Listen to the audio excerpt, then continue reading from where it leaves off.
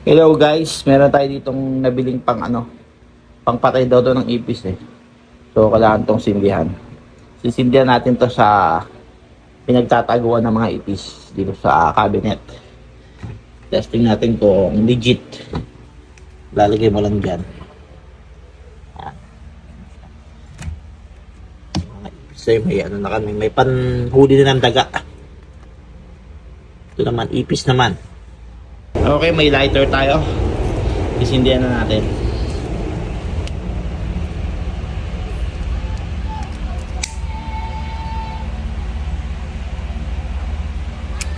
Yan na. Yun, bumukas yung usok. Grabe usok. Wow! Galing! Galing! Lakas ng usok! Woo! Success! A few moments later. Mukhang mabisa siya mga lods ha. Oh, napuro ng usok yung buong sala. Kailangan natin pumasok. At inubo na nga tayo mga idol. Grabe yun.